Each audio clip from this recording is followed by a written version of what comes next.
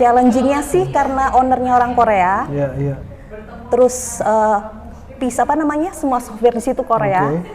Keyboardnya juga hurufnya itu. Oh iya? Iya. Bukan QWERTY dan segala? Enggak. Jadi kayak gitu harus ini tempelin sendiri gitu biar. Oh.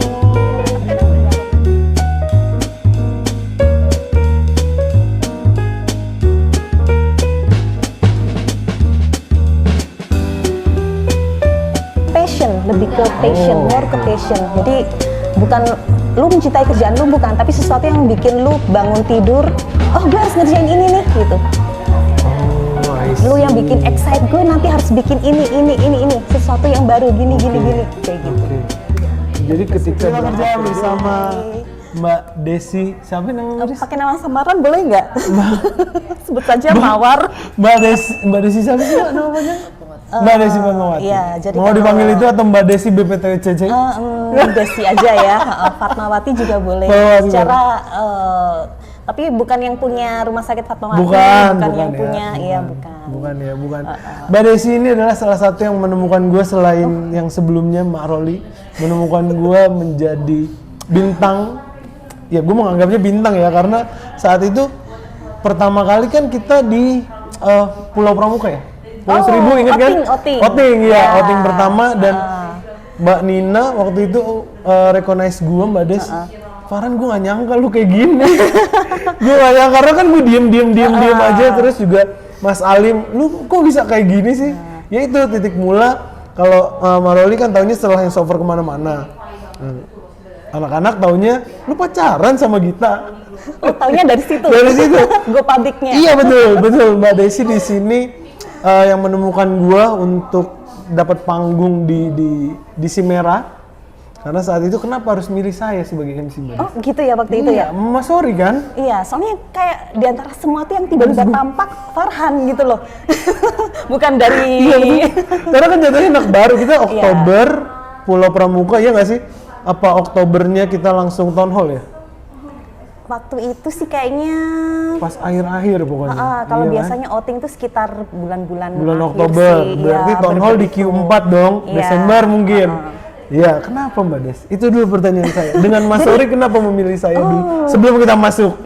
Jadi Farhan bertinggi-tinggi ya? Betul, bertinggi. Karena awal mula dari situ jadi kenal dekat sama Naima. Oh, dengan yang lain? Dengan Naima. Itu kenapa Mbak Des? Biasanya sih kalau aku ngelihat semua ya, anak-anak gitu kan. Sebenarnya mereka itu ini semua gitu loh. Kalau ngelihat tipenya tuh friendly atau apa. Mungkin ada tipenya yang kayak introvert atau apa. Terus kalau ngelihat anak-anak kayak Farhan ada vibe-nya gitu. Oh, ini anak kayaknya ini nih. Hebring. Oke. Jadi itu salah satu alasannya. Padahal kan Naima waktu itu bintang dari segala bintang di 24 kan. Persaingannya sangat ketat itu waktu itu ya. Persaingan para bintang tuh para bintangnya sangat ketat. Kan emang tempat kita kan terkenal ya, banyak talent yang betul, banyak talent berlian yang belum diasah. Yeah. Kalau ibu-ibu bilangnya seperti itu.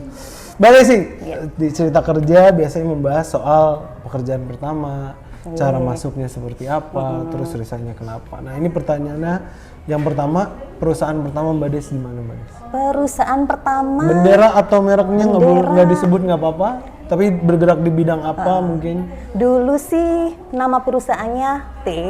Oke. Bergerak di bidang telekomunikasi. Oke. Dan itu waktu itu ceritanya panjang banget, itu sekitar berapa tahun yang lalu ya, mungkin 20 tahun yang lalu. 2000, tapi masih ingat tahunnya? Enggak juga? 99 kalau nggak salah. Sama ya dengan tadi Mama Roli ya? Enggak dong, nggak mungkin 99 dong.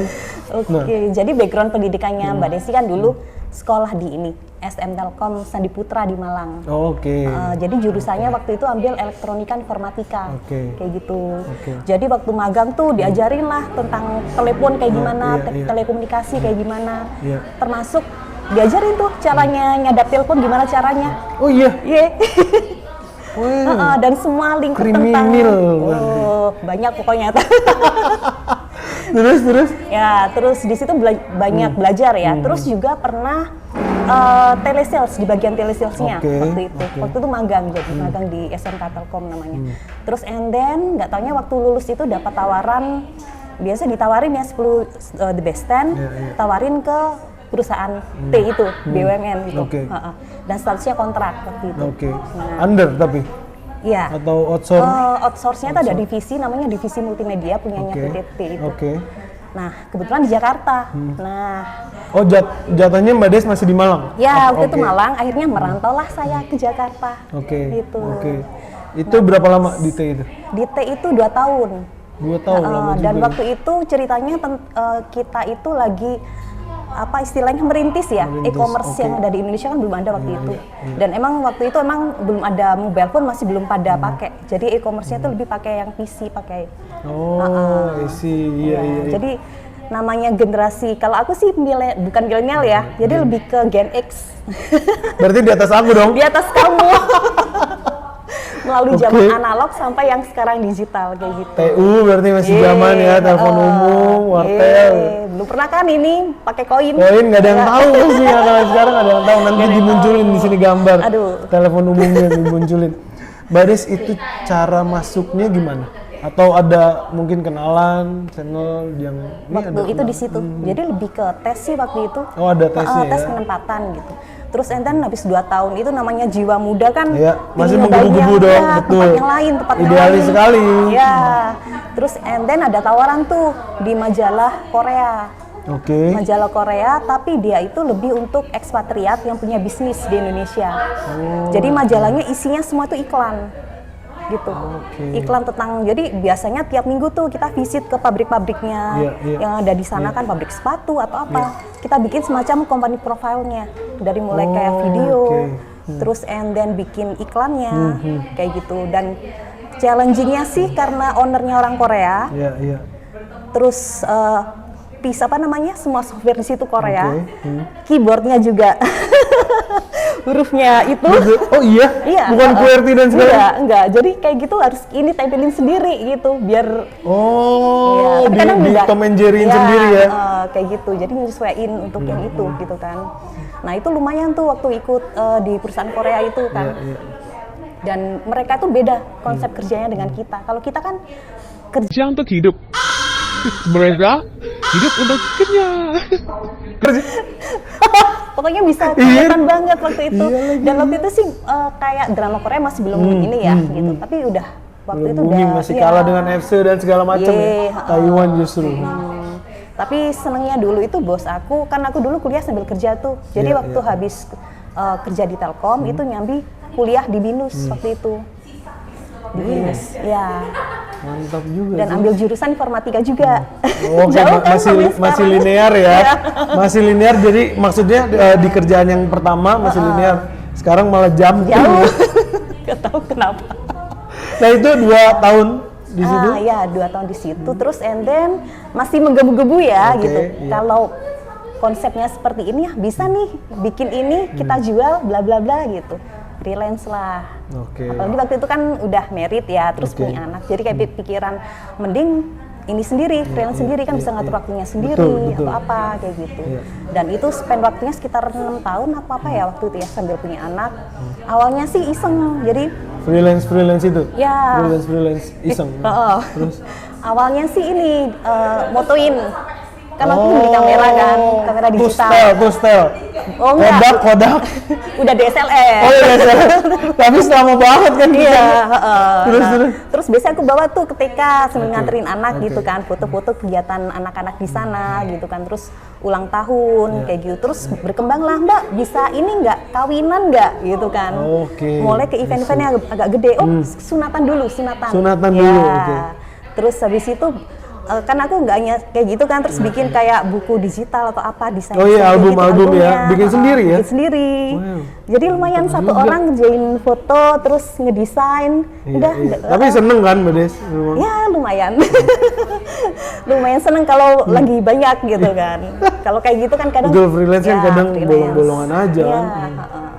Kayak gitu sih dulu. And then pada suatu hari sama kayak Maroli. Setelah dari freelance itu? Tiba-tiba ada panggilan gini apa gini? Panggilan begini. Ada panggilan gitu kan, perasaan gue itu nggak pernah masukin ini CV gitu kan. Ini di mana gitu kan? Di situ gitu Di situ, kan. iya. Situ. Di 24 pokoknya ya. Di situ pokoknya gitu. Terus and then kesana lah ketemu sama Pak Satpam siapa dulu orangnya hitam banget tuh namanya, tapi manis. Pak siapa ya tuh? Masih ada? Enggak ada. Udah nggak ada. Ini di 24 apa Di sama 24, kayak? di 24. Terus gue tanyalah, Pak, permisi ini perusahaan apa ya? Oh ini, gitu kan. Perasaan saya nggak pernah daftar ke untuk ini gitu kan, posisi ini gitu.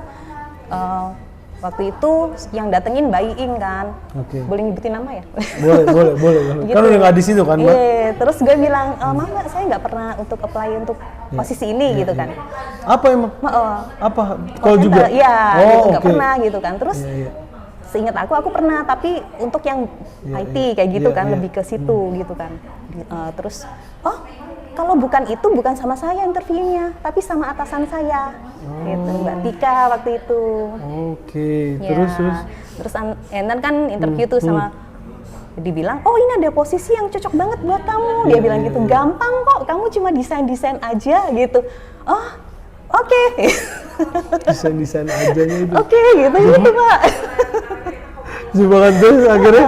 Terus and then waktu itu kan ada yang namanya ini kan CCL. Yang dulu bikin ada webnya itu yang untuk internal staff. Lupa kayaknya sih iya. Ya, yang ada apa namanya interview kayak gitu kan. Oh, tapi tahu mah foldernya. Ada ya? Tahu, tapi gue tahu foldernya. Ya, dulu ada itu sih. Jadi waktu itu dibantuin sama Mas Denny, terus sama Mas Ardiansyah dulu. Bikin itu kan, biasanya kita bikin kontennya macam-macam kayak gitu. Terus and then, ini ya nanti kamu sekalian ngurusin event gitu kan. Oh iya gitu kan. Terus berkembang lagi gitu kan. Bisa ya bikin ini untuk motivational program gitu. Oh, oke. Oke aja dulu. Oke dulu aja. Gitu. Padahal awalnya waktu aku masuk di situ mikirnya, oh gue nggak bakal lama nih kayak di sini gitu. Paling 4 bulan gue mau caw gitu kan. Nggak taunya Mak, disitulah kita terbawa arus. Ada lagunya kan? Ada lagu. Terbawa arus. Kok tiba-tiba udah 5 tahun gitu. Terus begitu ya? Kok ini udah? Udah awalnya enggak kayak gue nggak mau lama-lama deh, nggak mau lama-lama ternyata. Kok ini udah? Berarti nggak call center langsung ditawarin dengan si desain itu? Ya, dulu awalnya gitu. Oke, sampai sekarang? Sampai sekarang. Cuma emang sih kalau orang bilang, kok lu lama banget sih di posisi itu gitu kan. Kalau orang memandang kan, lu nggak bakal enrich kalau lu nggak ngerasain di tempat yang berbeda-beda. Tapi kalau menurut gue sih tergantung juga gitu. Soalnya tiap tahun, tiap bulan itu biasanya challenge-nya macam-macam ya kan Mak? Yang dihadapi macam-macam dan berkembang. Orang-orang pun datang pergi gitu.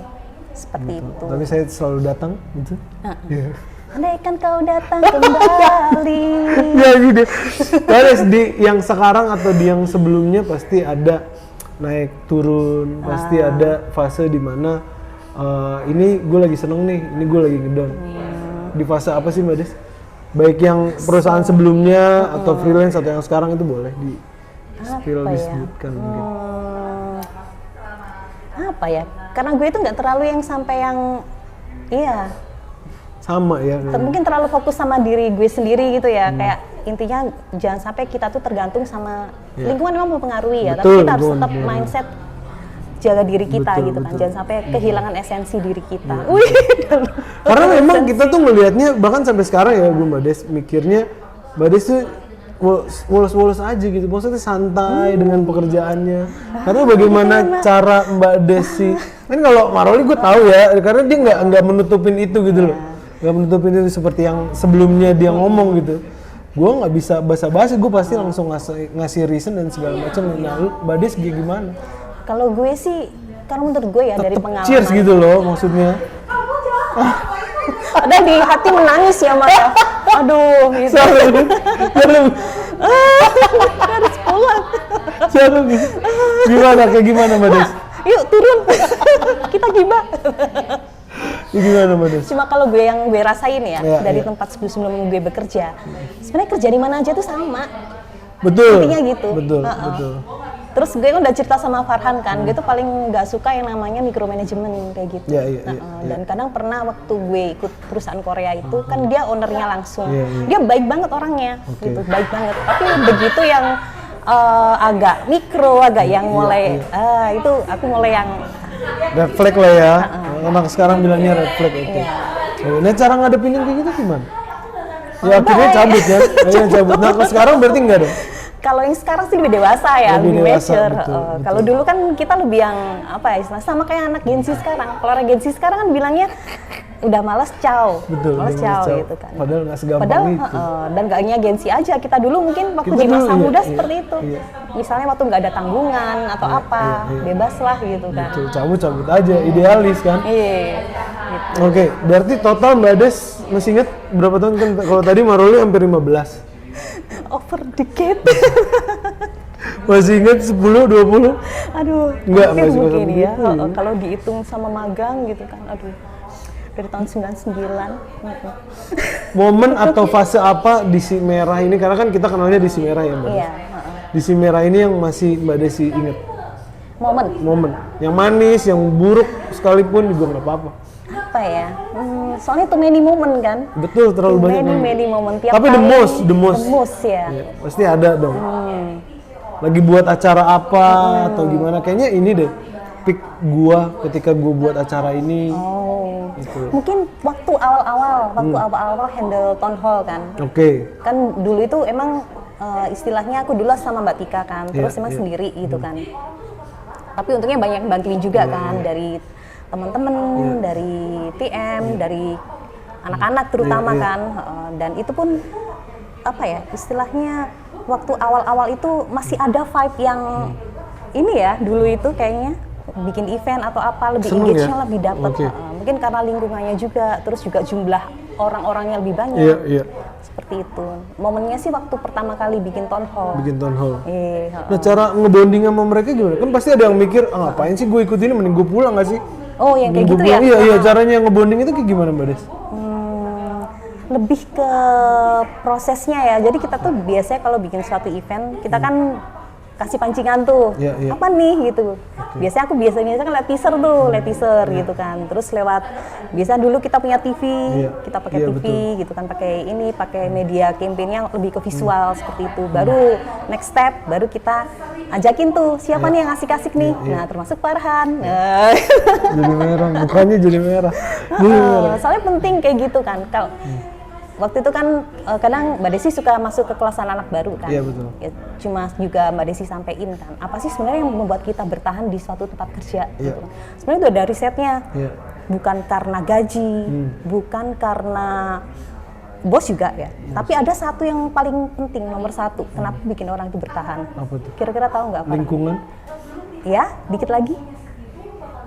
apa? Relasi, Iya, rekan kerja. rekan kerja. Bagus sekali, rekan kerja. Menonton saya rekan kerja. Jadi, Mak, you are my support system. Berarti kalau misalkan kayak Maroli cabut nih, part of you udah hilang, ya kayak kita dulu sekolah nggak sih? Iya. Kayaknya gue cabut, lu cabut, gue cabut deh. Nah, makanya penting kalau kita cari teman jangan hanya satu gitu Iya, kan. iya, iya. At least kita merasa nggak sendiri kayak gitu. Jadi susah bareng ya. Susah bareng, nangis bareng. Tapi perhatiin aja. Biasanya kalau orang yang punya teman-teman banyak, mingle kayak gitu kan, biasanya dia lebih kerasan gitu loh Betul. di tempat Betul kerja. sih, betul. Beda sama yang kayak lone wolf, udah deh gue kerja aja, ya udah ada penawaran bagus, pindah kayak gitu. Tapi nggak apa-apa, itu sebenarnya juga pilihan ya. Betul. Bukan yang banyak, bukan hanya ada di satu divisi maksudnya Mbak Des kan. Berarti kan ada tim lain, dia juga temennya gitu Iya. kan. Oke. Terus kayak misalnya kegiatan dulu kan Farhan juga sering ikut bulu tangkis kayak gitu. Itu kan enak gitu loh, langsung engage dengan orang-orang lain. Iya. Prestasi lagi. Lebih terus berprestasi ya. Ini adalah salah satu Manusia pertama di kontak center sebagai kontrak dan ke Cina. Iya, peres sekali sih. Tapi Mbak Des di fase naik pasti ada fase turun. Mbak Des ngerasa mulai turun selain pandemi ya. Wah, itu kan pasti semua orang ngerasain. Iya, pandemi sih sebenarnya aku lebih nganggap challenge ya. Jadi event yang biasanya diadain offline itu tiba-tiba online kayak gitu. Jadi waktu itu terbiasa lagi dong. Medianya apa? Satu-satunya pakai Zoom. Pakai Zoom, betul. Kalau ada yang inget kan kita bikin game lewat Zoom. Betul. Squid Game pakai Zoom gitu kan. Kita Town hall pun pakai Zoom gitu. Iya, Town hall pakai Zoom dan mulai ya namanya harus adaptif ya kayak gitu. Dan itu sebenarnya sih menarik kan ya kayak gitu, perubahan-perubahan kayak gitu. Kalau downfall kayak gitu, setiap orang pasti ngerasain ya. Kayak misalnya kita dihadapin obstacle yang bikin apa ya, kayak misalnya, aduh deh gue pingin ini, tapi kenapa kok prosesnya ada ya, kok gue ngerasa ada stopper seperti ini gitu kan. Am I not good enough atau gimana kayak gitu. Itu sering juga pasti setiap orang ngalamin kayak gitu. Tapi ya balik lagi, kita harus kembali ke diri kita sendiri. Gimana ngadepinnya? Lagi down, pasti kan pernah ya lagi down. Aku aja pernah waktu diomelin sama Kang Deng, DZ gitu. Aku downnya kayak gimana? Gimana Mbak Des? Selain relasi dan rekan kerja. Dan tak bisa bangkit lagi. Gimana Mbak Des? Ya ini, kalau menurut Mbak Desi sih, inget-inget hal apa sih yang bikin kamu ambil kerjaan ini? Apa sih yang bikin kamu bertahan kayak gitu? Kalau orang Jepang mungkin bilangnya ikigai ya. Ikigai. Artinya? Ikigai itu sesuatu passion, lebih ke passion, more ke passion. Jadi bukan lu mencintai kerjaan lu, bukan, tapi sesuatu yang bikin lu bangun tidur, oh gue harus ngerjain ini nih gitu. Oh, I see. Lu yang bikin excite, gue nanti harus bikin ini, sesuatu yang baru gini kayak gitu. Jadi ketika berangkat kerja lu nggak mikirin beban justru. Iya kan, enggak maksudnya contohnya gitu kan. Tapi pengaruh. Biasanya kalau morning pagi-pagi itu mood lu biasanya bakal pengaruh seharian. Coba aja lu rasain kayak gitu. Start early in the morning, lu bakal ngerasain seharian bagaimana. Kalau misalnya lu sedih di pagi-pagi lu udah bad feeling, seharian tuh bakal ngefek biasanya kayak gitu. Gitu sih. Tapi jujur ya Mbak Des, maksudnya gue 5 tahun di sana gitu, 5 tahun di sana gue nggak ada ngeluh ketika harus bangun pagi, harus bermacet-macetan ria. Ya mungkin karena tadi Mbak Des bilang rekan kerjanya di sana, pengaruh dari lingkungannya yang vibes-nya dibilang kekeluargaan juga enggak, tapi sama rata sama rasa mungkin ya. Lebih ke frekuensi. Iya, angetnya itu loh, angetnya itu yang gue belum menemukan sampai sekarang. Makanya kalau dibilang lu move on nggak? Belum. 5 tahun. 5 tahun di sana, ya dibilang dengan yang sekarang baru 8 bulan nggak apple to apple sih. Tapi kok bisa gue nggak ngerasain 5 tahun itu di sana gitu. Seperti itu. Ini tentang Mbak Des harusnya bukan tentang gue. Nggak, maksudnya kenapa gue jadi gue yang cerita gitu. Gue juga belajar ini bikin podcast gimana caranya. Iya dong Mbak Des. Otomatis bosnya beda-beda, apalagi tadi budayanya beda kan. Iya. Caranya Mbak Des berbahasa basi bos. Basa-basi. Gue tuh sebenarnya tipe gue kan introvert, menurut MBTI gue itu INFJ guys. Udah ngecek. Susah. Udah ngecek introvert tapi. Iya, bener introvert. Tapi gak kelihatan loh, apa ini tuntutan pekerjaan yang memaksa. Iya betul, memaksa Mbak Des untuk ekstrovert. Karena kan harus dong, apalagi buat event kan. Tapi kalau orang bilang introvert itu orang yang nggak bisa komunikasi, sebenarnya itu nggak sepenuhnya benar. Introvert itu butuh momen sendiri untuk mendamaikan dirinya sendiri. Recharge ya. Iya, moment of solitude. Betul. Kayak gitu. Tapi setelah itu cheers lagi. Berarti itu yang Mbak Des lakukan. Kayak gitu. Oke. Nah terus caranya berbahasa basi bos, apalagi kan introvert nggak bisa kan sebenarnya. Gimana? Dengan bos asing ya? Iya. Bos asing gitu.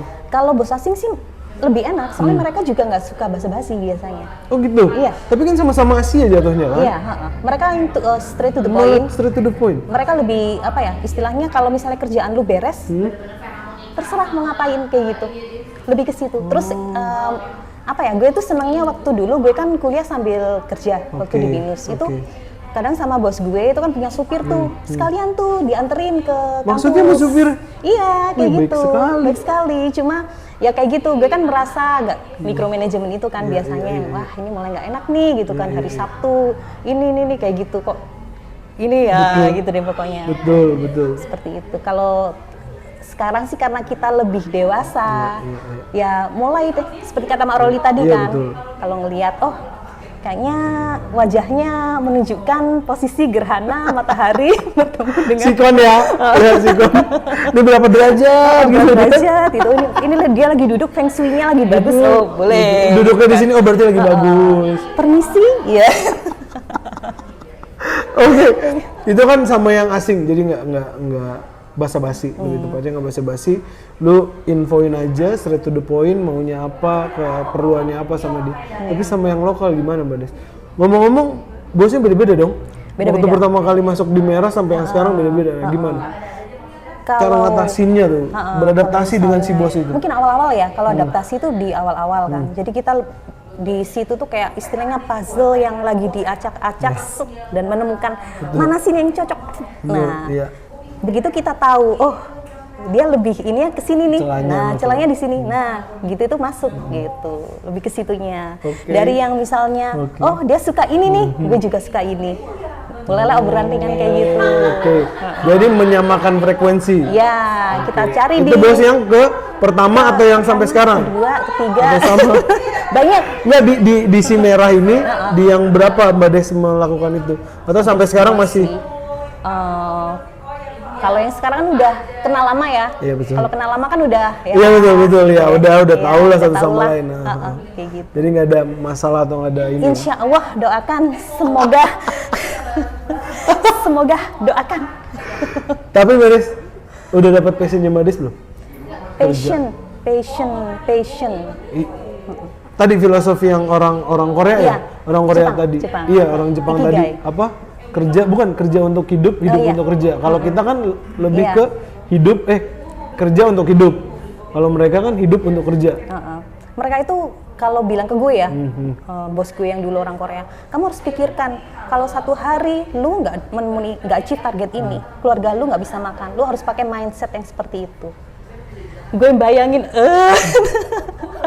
Berapa tahun tadi? 2 tahun. 2 tahun dicekokin mindset kalau itu. itu setahun yang di Korea itu, Setahun.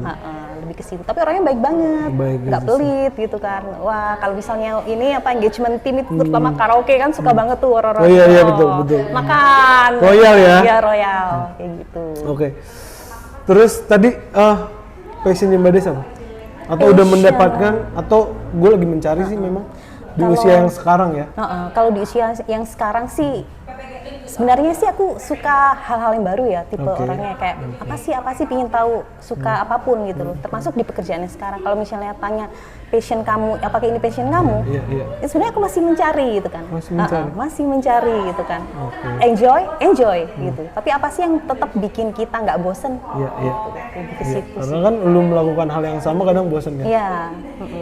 Berarti masih mencari passionnya? Harus, pokoknya kita nggak boleh never settle lah kayaknya. Kayak misalnya walaupun kita di posisi yang sama, harus ada hal-hal yang kita hal-hal baru di luar hal yang bisa kita kerjakan. Apa yang udah dilakuin sama Mbak Des? Hal-hal baru di 2025 atau di akhir 2024 ini? Aku sih kayaknya 2026 ini 2025 dulu. Oh, 2025. baru Januari nih. Sama aja nih kayak Maroli ngomongnya. langsung 2026 Sabar di ya, 2026. 2025 dulu iya ada apa? Lebih ke ini sih, lebih ke focusing ke udah umur segini kan. Aku nggak bilang aku pingin olahraga, pingin apa gitu, tapi pingin bring the best of me. Seperti itu. Mungkin dimulai hal-hal yang kecil, merawat diri sendiri yang lebih gimana kayak gitu sih. Jadi nggak muluk-muluk ya? Iya nggak mau muluk sebenarnya. Coba biasanya bangun jam 5, Ya, coba bangun jam setengah 5 gitu. 5:30, iya. kan menjadi berbeda kan, jadi best of me berarti gue setengah jam lebih awal dari biasanya. Oke Mbak Des, di 2025 cerita kerja juga ada 5 pertanyaan sulit. Aduh. Ada namanya session 5 pertanyaan sulit. Yang pertama Mbak Des, sorry boleh minjem tadi handphonenya? Contekannya maaf lupa. Aku masih lupa soalnya masih beradaptasi. Teori konspirasi. Betul, itu kan terakhir. Oh, terakhir. Iya, kan ada 5 tuh, ada 5 yang tadi kasih Maroli apa? Kita lupa tuh Mbak Des. Apa Ada tadi 5 ya? pertanyaan Ada sulit, 5 jadi pertanyaan. rekan-rekan kerja 5 pertanyaan sulit ini terdiri dari yang dipikirkan atau yang selewat aja. Oh. Begitu. Kamu Jadi melihat memang- 5-10 tahun Betul, dirimu maaf ke aku depan. pinjem. Oh, Nah, iya. Iya, gimana Mbak Des melihat diri Mbak Des di 5 sampai 10 tahun ke depan? Ini kan pertanyaan template HR sebenarnya. Jawabannya juga template mungkin Jawabannya ya. juga template. Slow living gitu Slow ya. Terus ini financial freedom. Financial Bisa nggak? sekarang, Amin. sekarang mungkin. Kalau sekarang kalau diri Mbak Desi sendiri, apa? 5 sampai 10 tahun Mbak Des tuh melihatnya? Dikelilingi cucu-cucu, amin. Ya, amin. Terus masih sehat, masih Amin, produktif, masih segar ya. Ya, bisa bermanfaat bagi orang sekeliling gitu kan, nyenengin cucu, nyenengin saudara, masih kumpul sama teman-teman kayak gitu. Betul. Berarti masih di Jakarta? Masih Nggak belum slow tahu. living, masih belum tahu. Ya, Lokasinya masih lokasi belum tahu. Bisa tahu. jadi tiba-tiba di Islandia atau di mana? Betul, tiba-tiba jauh banget ya, udah mah nggak ketemu teman, jadi kan mungkin ada teman-teman baru di sana. Oke, terus hal apa yang paling membuat Mbak Desi menyesal? Whole of life. Apa ya? Kadang tapi aku nggak perlu mention sedetail Oh itu iya, nggak ya. perlu, nggak perlu. Kadang ada di momen yang kenapa sih aku nggak seberani itu ambil kesempatan itu, Oke. misalnya seperti itu. Itu ada momen seperti itu. Ada momen seperti itu. Kenapa gitu kan? Kita balikin ke diri kita sendiri. Yang mungkin takdir yang terbaik adalah yang sekarang ini, Iya, kayak iya, gitu. iya. Kadang aku lebih mikirnya ke situnya. Jadi ya karena gua nggak terlalu berani pun ya udah gue jalanin takdir gue sekarang. Kasarnya gitu nggak sih? Enggak. So tahu saya memang mohon maaf. Karena ada beberapa momen di masa kita Iya. hidup ya, Iya, iya. ada kesempatan-kesempatan yang mungkin kita lewatkan dan kita kayak gitu. Wah sayang banget kalau gue misalnya ambil ini mungkin gini atau gini kayak gitu. Garis besarnya ya seperti Iya, itu. misalnya seperti itu. Oke. Menghadapi bos rese seperti apa, Mbak Des? Bos rese. Betul, dalam tanda kutip atau tidak dengan tanda kutip Iya, pun. sebenarnya banyak ya tipe-tipe bos sendiri ya. Dan bos dan leader pun itu beda ya kan. Betul. Ada yang namanya manusia kan juga macam-macam. Iya, Jadi kalau menurut gue sih balik ke diri kita sendiri.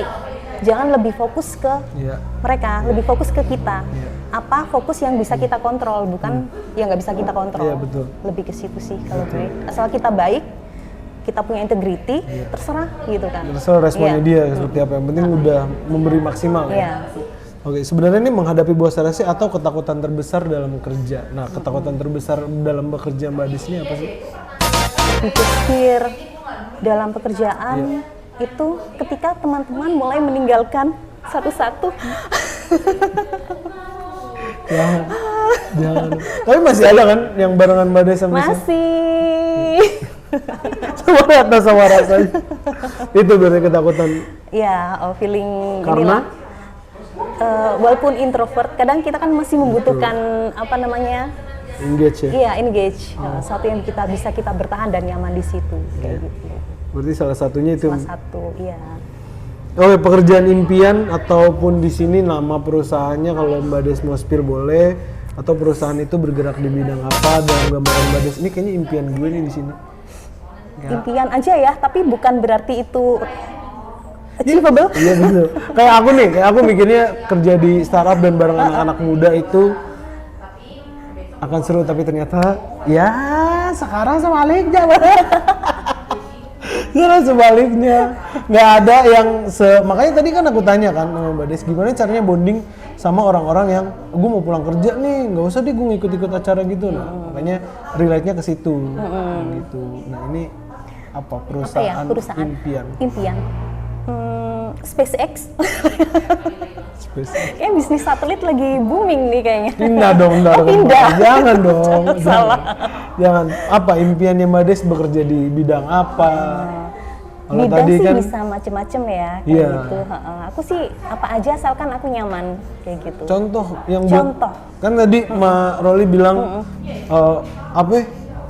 Panti jompo. Oh, Jagain panti jompo orang ya, tua Mbak, ya. itu adalah pekerjaan yang ada di bayangan Mbak Roli. Kalau gue sih mikirnya apa ya? Gue kan dulu juga pernah freelance ya, dan pingin bikin something sendiri gitu. Mungkin ini relate nanti ke depannya gue 5 tahun atau 10 tahun lagi. Seperti itu, gue tuh pingin punya usaha kayak ya simple cafe yang kayak gini. Terus di cafe itu banyak buku gitu, banyak buku. Dan semua orang bisa baca di situ, bisa bayangin ada Gramedia dan dengan ada kafe. Ada kafe itu sangat perpaduan yang pas ya maksudnya. Iya, kayak gitu. Itu sih, itu cita-cita gue waktu masih SD.